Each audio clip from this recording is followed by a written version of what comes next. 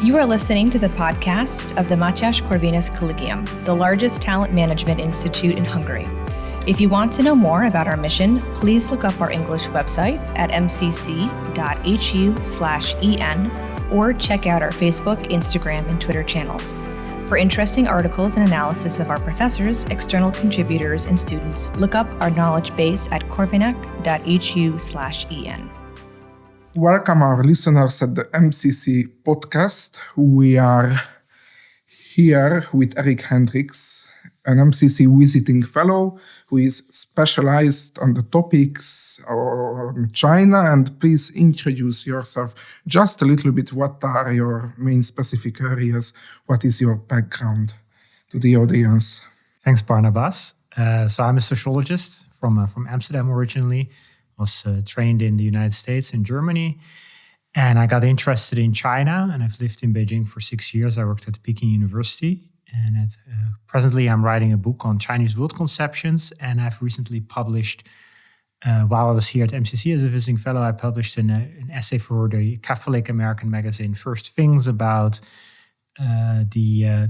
why Chinese intellectuals have a great love for Western conservative authors, and I'm extremely excited to be here in Budapest and in Hungary. I arrived in the beginning of November, and after my visiting fellowship at MCC, I will move on to the Danube Institute in February. So I will be around, and I'm very grateful to be able to be part of this magnificent, vibrant intellectual ecosystem that's emerging here in Budapest.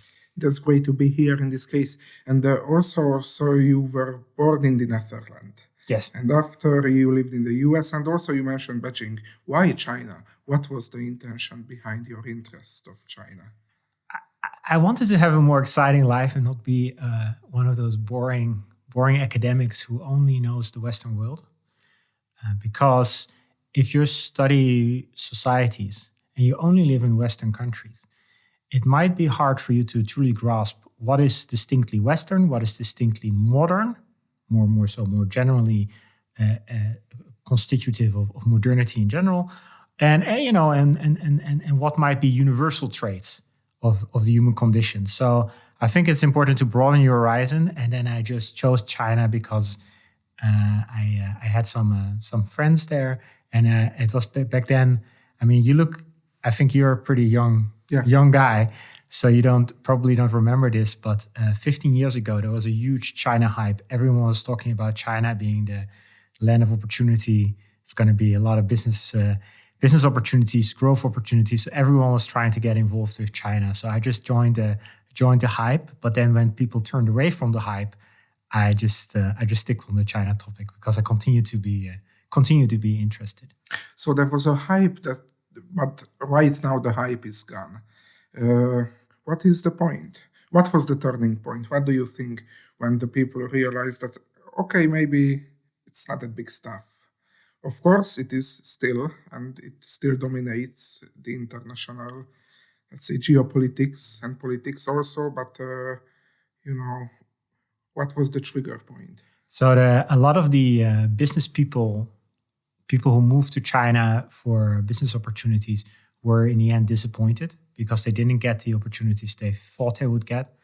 And there has always been human rights criticism, of course, coming from the West aimed at China, but it intensified as it became clear that China was not liberalizing further.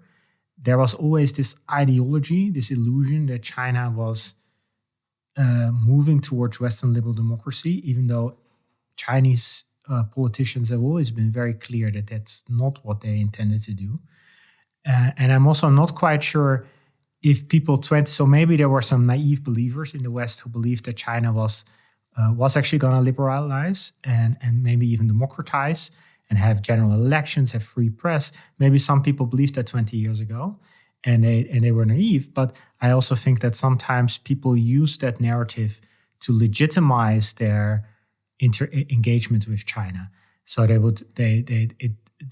was a way of silencing the human rights criticism. So in the end, it's you can talk You can talk about it forever. I think also an important turning point was when the American economic and political elite started seeing China as a rival and a true challenge to their power position. And that's when, so it's maybe a bit of a conspiracy theory, maybe even a bit of a Marxist conspiracy theory. But when when a substantial part of the American elite started seeing China as a serious competitor, suddenly the discourse about China started changing. So you mentioned the ideology of the liberal democracy that is coming from the Western countries. And also you published an essay about the Western conservatives and let's say the Chinese elite that actually highlighted a pretty strong connection between the mindset of the conservative guys and the Chinese guys.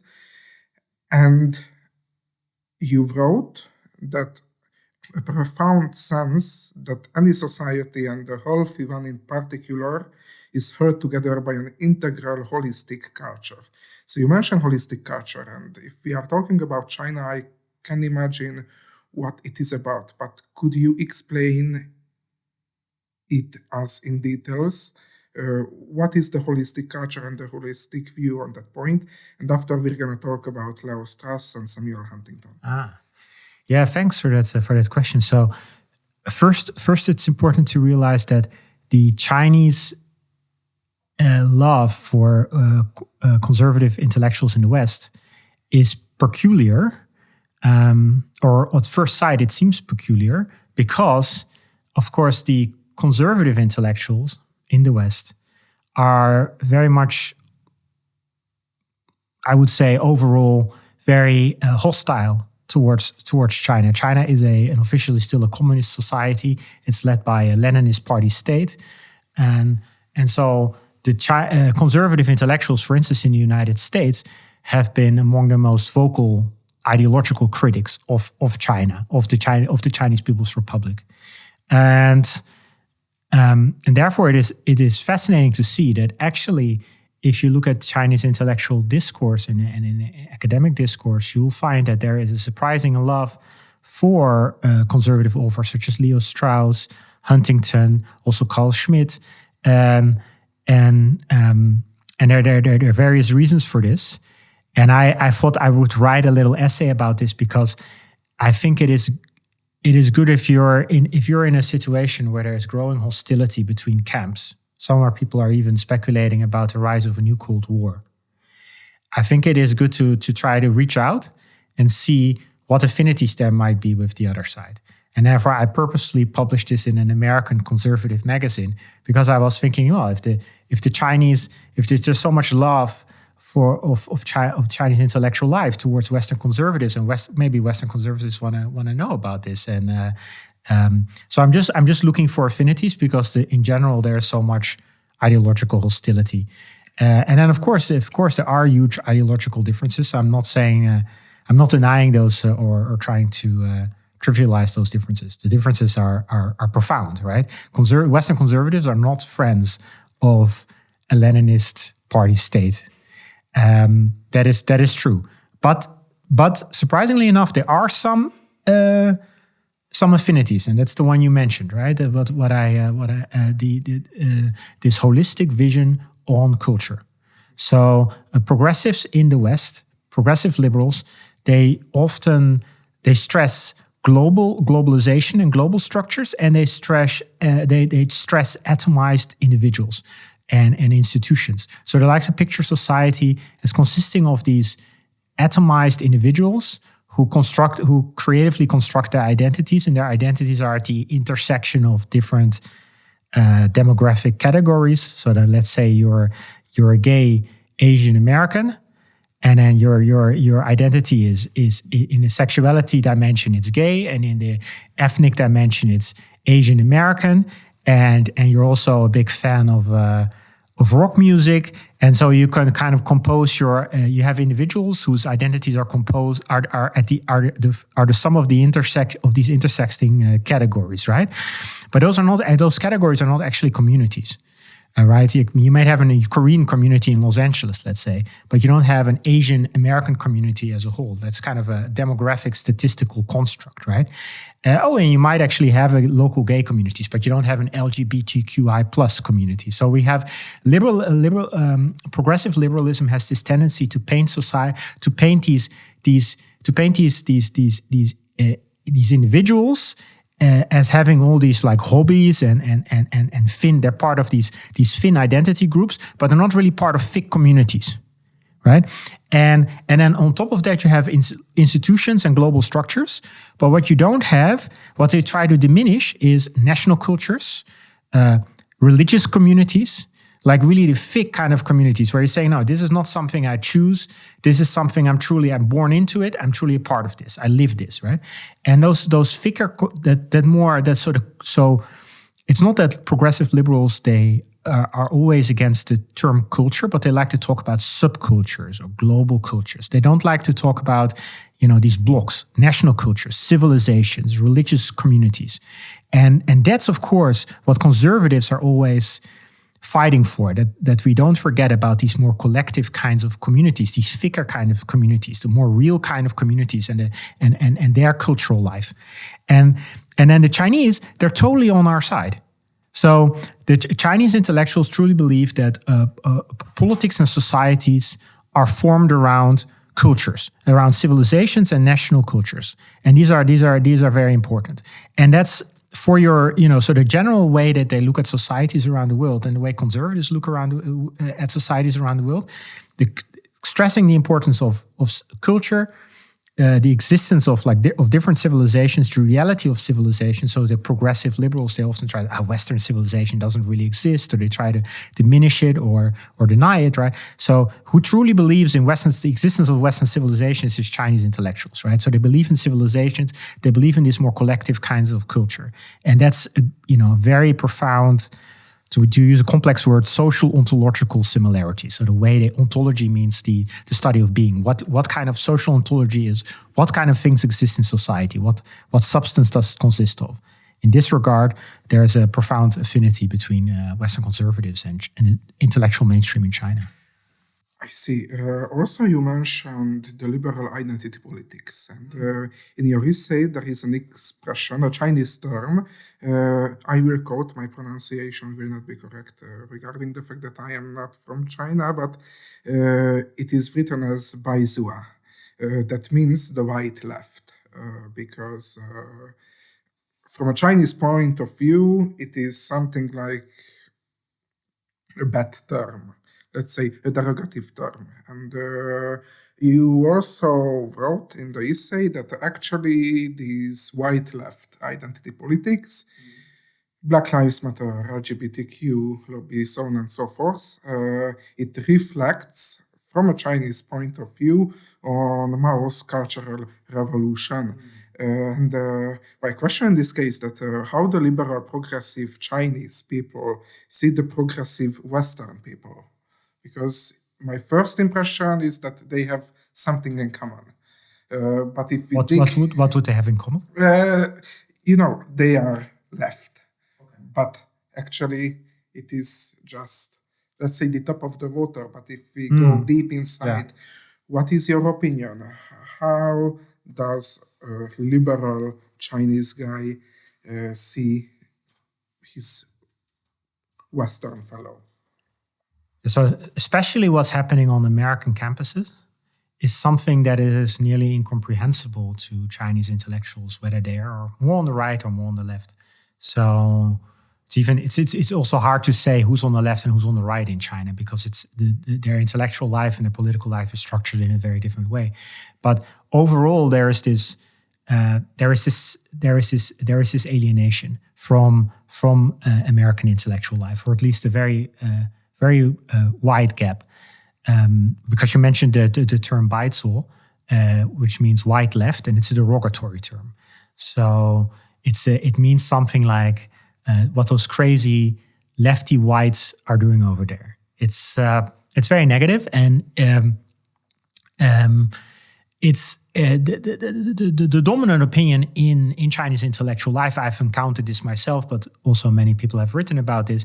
Is that the Beitzol, the progressive liberal America? I mean, they're mainly thinking about America, but they also think about the Anglosphere more generally.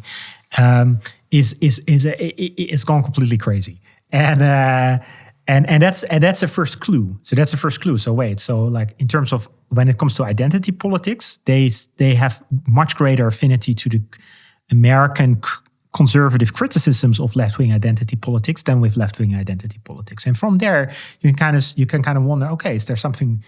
It's just an coincidental political opinion, or is there more to it? And then I go into then you see I dig deeper, and then I come across these.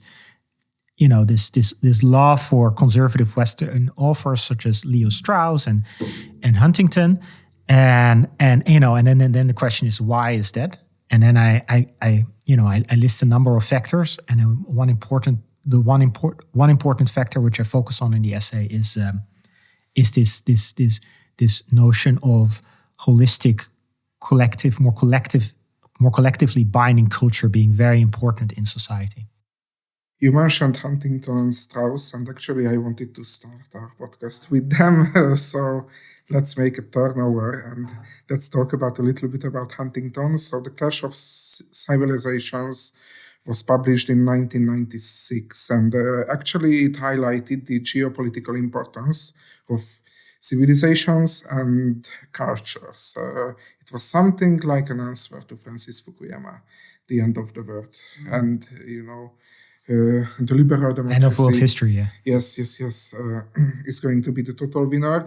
And actually, you wrote that this mindset that was described in the book of Huntington is in a line with China's official self-understanding. And the Chinese self-understanding for me is a little bit interesting because there were several books in the history that actually wanted to try to analyze and to describe the Chinese self-understanding. What is your description for that? Yeah, so that's civilizational. So China sees itself as a civilization. So when Huntington describes the world as consisting of these different civilizations, and then that each comprise different subcultures and subgroups. And of course, Huntington, we shouldn't, sometimes people paint a caricature of Huntington. Sometimes he painted a caricature of himself. I mean, of course, Huntington was aware that there are all these mixed border zones between civilizations, and it's very complex, and that you can draw these civilizations out on a map in different ways. But it's still important to see that when it comes to political traditions, cultural values, these regional clusters are very important. And actually, empirical research in social science keeps finding that these things are important, right? So there are certain traditions that East Asia does have certain traditions in common, and there are certain and China within East Asia is very much an ecosystem, intellectually and culturally. So interestingly enough, when Clash of Civilizations was first published, a lot of Chinese intellectuals were slightly hesitant about it because their ideal, of course, is still that civilizations should get along and not clash, right? So they thought the prediction of a clash was rather pessimistic. But the basic sketch, to use that complex word again, social ontology, is similar because it paints a world of civilizations. And then this is completely aligned, not just with a very general intellectual mainstream consensus in China, but also specifically with the way the Communist Party has been presenting itself on the world stage. So when Westerners go to China and criticize their human rights record, they say, oh, we believe in human rights, but your version of human rights is particularly a Western version. We have our own Chinese interpretation of human rights is different. So they use it they play the culture card, right? Often also very opportunistically, but it's part of their propaganda and their strategic self-presentation. they play the civilization and culture card to deflect criticism coming from the West. Like, you should democratize, you should have Western style human rights, you should have rule of law the way we have rule of law. And then China says, ho, get back into your box. Those things are only legitimate inside Europe and inside North America, but not. We have a different civilizations with different traditions. So they use this strategically. But then I think also the Chinese public and Chinese intellectuals and Chinese journalists also just tend to see a world of civilizations, because they are very much their own ecosystem in China. And then when Chinese people travel abroad, they immediately hit very strong cultural boundaries. So they're if you live in the West and you don't move out of the West much, and because the West is so influential, you can sometimes it's easy for you you can easily forget about the existence of civilization. But if you're a Chinese person, let's say, going to the United States to study, there's no way that you can overlook the fact that you've crossed a very significant cultural boundary, moving from, let's say, Renmin University or any university in China, moving to an American campus. It's like the people talk differently, the expectations of what a good student is supposed to do is different, the style of the teachers is different, the university is organized differently, and you notice it immediately. And then as you'll spend more time, you will start noticing more and more differences. And this kind of so maybe that's also why it was important for me as a sociologist to go to China, because I think it's important to, you have to get to another civilization to realize that you were in a civilization, right? If you're just sitting in the West and you're not going out, you're not venturing out, then you can actually forget that you're not in a universal culture, but you're in a particular part of the world with particular traditions. Yeah. Before the war, actually, I visited Russia a few times. I studied also in Vladivostok. Oh, you studied Vladivostok? Just for a little bit. And you were in East Asia. Yes. And I had the same feeling, actually, that, we have our world. Actually, I really like it, especially if you are from Central Europe. It is a great place to be and to live. But if you go further, for example, if you just travel to Istanbul, it is not quite far, but it is a totally different mindset. And actually not a bad one in some ways. And also, after Huntington, you mentioned Leo Strauss and the idea of an elite class educated to serve the public good. And it has a reflection with the new Chinese Confucianism. But also, you mentioned, and we discussed actually the cultural holism a few times. And my question in this case, we talked about the Chinese cultural holism, but can you see cultural holism in Europe right now? If you see the European Union in general, or if you see the countries, particularly. Can you identify cultural holism or an intention to build it up or not? Because actually it was mentioned that there was a Greek tradition that was a political and cultural, let's say, combination of character, politeia, so on and so forth. So what is the situation in Europe right now? Well, there's definitely such a thing as European culture. And a friend of mine, David Engels, who's a German-speaking Belgian philosopher who resides in Poland and teaches there, he says the only thing you need to do to realize that European culture is real is go to any major history and art museum in Europe, in the capital. It can be here the Fine Arts Museum in Budapest. It can be the Rijksmuseum in the Netherlands. It can be the Louvre.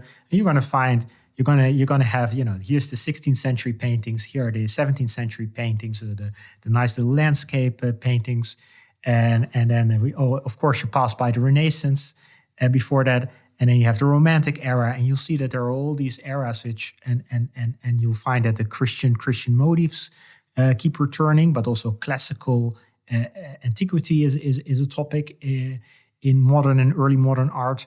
And then you'll quickly find out that we're part of a shared story. But then, of course, you can endlessly debate, what is the root of Europe? Was it Greek culture, or was it the Holy Roman Empire?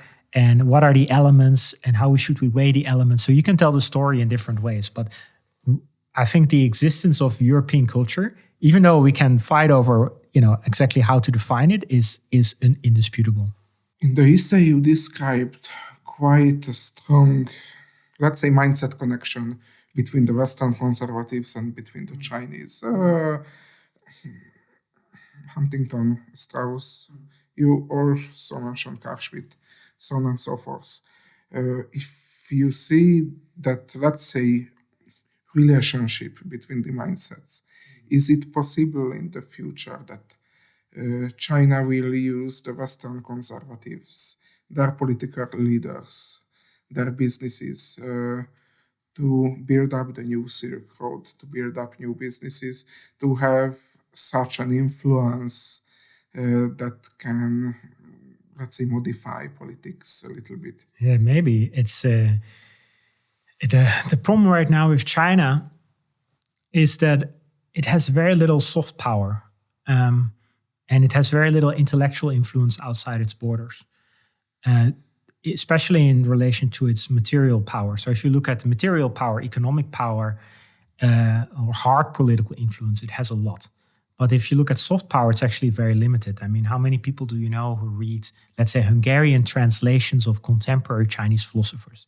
You probably know no one, right? So we're all in Hungary or the Netherlands or in China. We're all centered more on the West than on America, and so the Chinese are consuming our Western books, especially books that are prominent in the United States, but also German intellectuals are often influential in China and looked up to.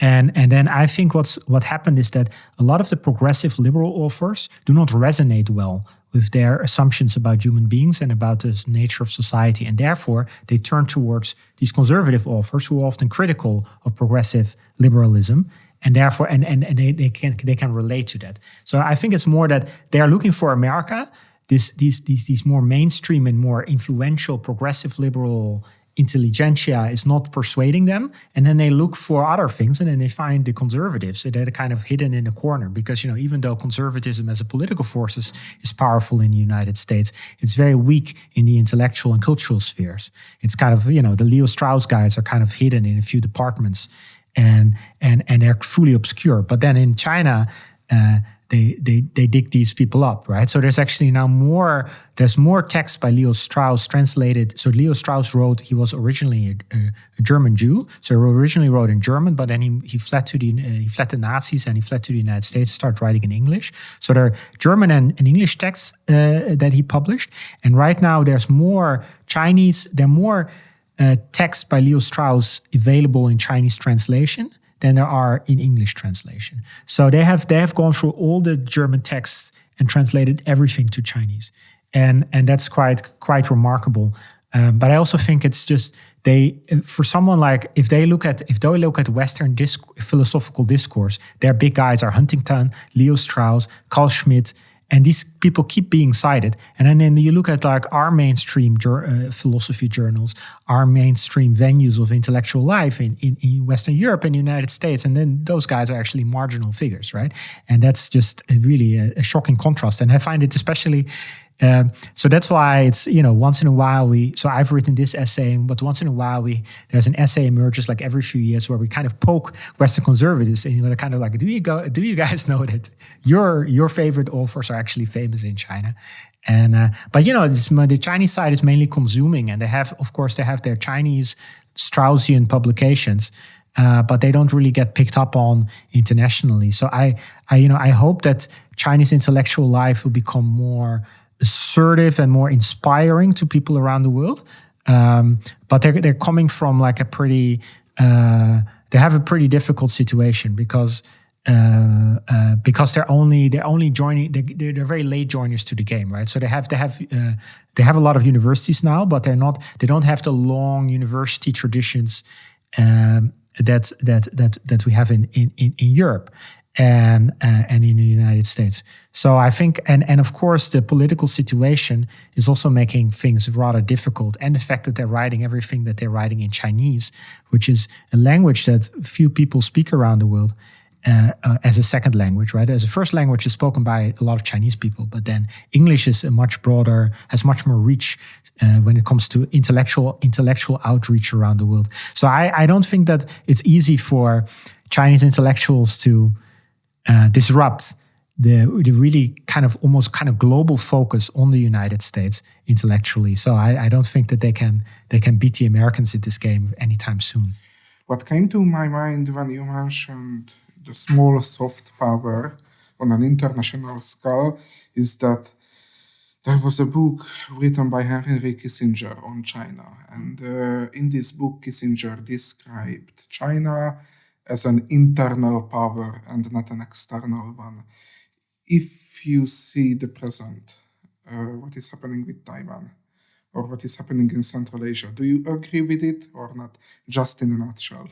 Yeah, I'm afraid I have to agree with it, but I hope to see a more open and globalized China. But it's with their great firewall, their censorship, the Leninist party state. I mean, let's be realistic. They're run by a Chinese Communist Party. I think that they are more closed, even though a lot of Chinese people are venturing out into the world, and you have this enormous Chinese diaspora. But it's very. If you're inside of China and it's a large country, and then you only speak Chinese languages, let's say you speak Mandarin and some local dialect, it's going to be very hard for you to reach out. I mean, it got so absurd. For instance, during the COVID crisis, everywhere around the world there was a consensus that wherever COVID-19 emerged from, it could be the lab, it could be the market, it could be some combination of the lab and the markets. But anyway, it's somewhere near Wuhan, right? And everyone in the world agreed on that, whatever their particular, like whether they were lab theory people or market theory people, But except for China. In China, there were a lot of people who thought maybe it was brought by the American army or maybe it was from Italy and you can just see, so you have like a world opinion and you had the Chinese opinion. Also, the world's opinion was, was from the beginning, was China is remarkably successful at kicking out the COVID, of getting rid of the COVID virus. So this was the consensus for 2 years. Wow, it's amazing that they've managed to actually defeat COVID temporarily, but only temporarily, of course, because the COVID virus is going to return to China and they better prepare for it. That was the mainstream global opinion. But every time I talk to Chinese acquaintances of mine, they believe that zero COVID could be a permanent strategy forever and that the virus would just not return to China ever. And this is only now that the virus has actually returned to China, now that has tilted, right? That has changed. But I was just shocked by until recently, for about 2 years, that there was an international opinion and there was a Chinese opinion. That just shows you how much of a closed-off ecosystem China is, and I think that is not good for China. So that is, I don't think that Kissinger meant that China, when he said that China was internally oriented, I don't think he meant it as negatively as this. But I see it very much as a very negative thing. I really want China to be. I think for China it would be best if they could be more open. Because if you close yourself off and you're just going to have your own internal truth, that's very vulnerable, right? And I think like recent events show that. Thank you very much for coming to our studio. So we heard Hendricks, visiting fellow at MCC. He's going to be a visiting fellow at the Danube Institute soon, a Dutch sociologist specialized on China, and also me, Barnabas Heinz, deputy editor-in-chief of Hype and Hyper and junior researcher at the MCC. Thank you. Thank you so much. Thank you also to you, Eric, and to our listeners. Wish you a very nice stay in Hungary, and to our listeners, a very nice day. Thank you very much. Thank you. Thank you for listening to this MCC podcast episode. For further media content, please look up our English website at mcc.hu/en or look for us on Facebook, Instagram, and Twitter.